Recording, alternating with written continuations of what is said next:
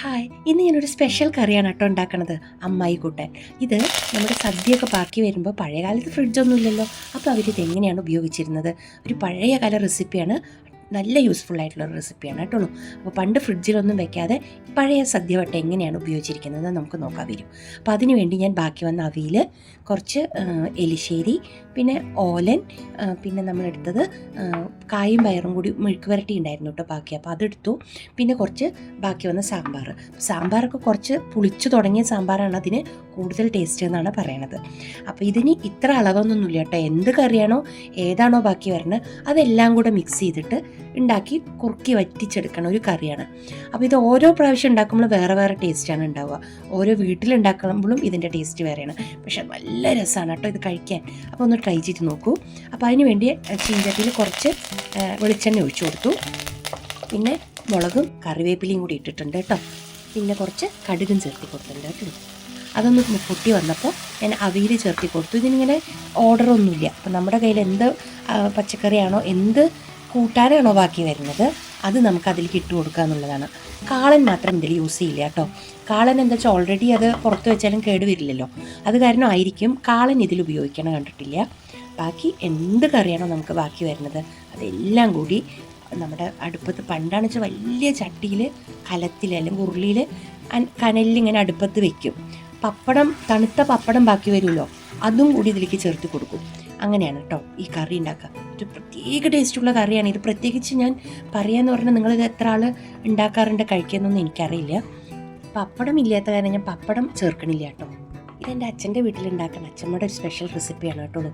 ഇത് അടുപ്പത്ത് ഇങ്ങനെ എന്തെങ്കിലുമൊക്കെ ഒരു വിശേഷം വന്നു കഴിഞ്ഞാൽ ബാക്കി വരുന്നതെല്ലാം കൂടെ മിക്സ് ചെയ്തിട്ട് അടുപ്പത്ത് ഇങ്ങനെ കനലിൽ വെക്കും. അതിലെല്ലാം ഇട്ടിട്ട് പിന്നെ തണുത്ത് പോയ പപ്പടമൊക്കെ വരുമല്ലോ ഇങ്ങനെ ബാക്കി കൊട്ടയിലൊക്കെ ബാക്കി വരുമല്ലോ. അപ്പോൾ ആ തണുത്ത പപ്പടമൊക്കെ അതിലിട്ട് കൊടുക്കും. എന്നിട്ട് എല്ലാം കൂടി ഇട്ടിട്ട് നല്ലോണം വെളിച്ചെണ്ണ ഒഴിച്ചിട്ട് മുരിച്ച് ഇങ്ങനെ വറ്റിച്ച് ആ കനലിൽ കിടന്ന് വറ്റി ചിലപ്പോൾ ആ കനലിൽ അങ്ങനെ തന്നെ ഇരുന്നിട്ട് പിറ്റേ ദിവസമൊക്കെ എടുക്കുള്ളൂ. അത്രയും ഇങ്ങനെ വറ്റി കുറുകി വരും. അപ്പം നമുക്ക് അങ്ങനെയുള്ള ആ സൗകര്യമില്ലല്ലോ. അങ്ങനെ കനലിൽ വെക്കാനുള്ളതൊന്നും നമുക്ക് സൗകര്യമില്ല. അപ്പം നമ്മൾ ഗ്യാസിൽ മാക്സിമം ഇത് വറ്റിച്ചെടുക്കുകയാണ് കേട്ടോ ചെയ്തത്. അപ്പോൾ ഇതിന് കുറച്ച് വെള്ളം ഒഴിച്ചിട്ട് നമുക്ക് ഇങ്ങനെ സാമ്പാറിൻ്റെ പോലെ കുറുക്കി വേണമെങ്കിൽ ഉണ്ടാക്കാം. അതല്ലെങ്കിൽ നല്ലോണം എണ്ണ ഒഴിച്ചിട്ട് മുരിച്ചിട്ട് നമുക്ക് നമ്മുടെ മെഴുക്ക് പുരട്ടി പോലെ ആക്കിയെടുക്കാം. അതും അല്ലെങ്കിൽ നമ്മുടെ ഈ എലിശ്ശേരിയുടെയൊക്കെ പരുവം പോലെ ആക്കിയെടുക്കാം. അപ്പോൾ ഞാനിവിടെ എലിശ്ശേരിയൊക്കെ പോലെയാണ് അത്രയ്ക്ക് വറ്റിച്ചിട്ടാണ് കേട്ടോ എടുക്കണം. അപ്പോൾ നല്ലോണം വെളിച്ചെണ്ണ ഒഴിച്ചുണ്ടാക്കണവർ നല്ലോണം വെളിച്ചെണ്ണ ഒഴിച്ച് വറ്റിച്ചെടുത്തോളൂ. അപ്പോൾ ഇതെന്തായാലും നിങ്ങൾ ട്രൈ ചെയ്തോ. ഓരോ വീട്ടിലുണ്ടാക്കുമ്പോഴും ഇതിൻ്റെ ടേസ്റ്റ് വേറെ ആയിരിക്കും. ഇതിപ്പോൾ ഓരോ സദ്യ കഴിഞ്ഞ് ഉണ്ടാക്കുമ്പോഴും ഇതിൻ്റെ ടേസ്റ്റ് വേറെ ആയിരിക്കും. നമ്മളിതിൽ കൂട്ടണ കറികൾ വേറെ വേറെ ആകുമ്പോൾ ഇതിൻ്റെ ടേസ്റ്റും മാറി വരും. അപ്പോൾ ഒരേപോലത്തെ കറി തന്നെ നമുക്ക് പിന്നത്തെ പ്രാവശ്യം അമ്മായി കറി ഉണ്ടാക്കുമ്പോൾ കിട്ടിയെന്ന് വരില്ല കേട്ടോ.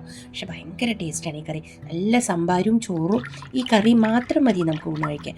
പൊതുവേ സദ്യ കഴിച്ച് കഴിഞ്ഞാൽ നമുക്ക് മടുക്കുമല്ലോ. അപ്പോൾ അതിൻ്റെ പിറ്റേ ദിവസം നമ്മൾ ലൈറ്റ് ഫുഡ് കഴിക്കാൻ താല്പര്യപ്പെടുള്ളൂ. അപ്പോൾ നല്ലൊരു സംഭാരം.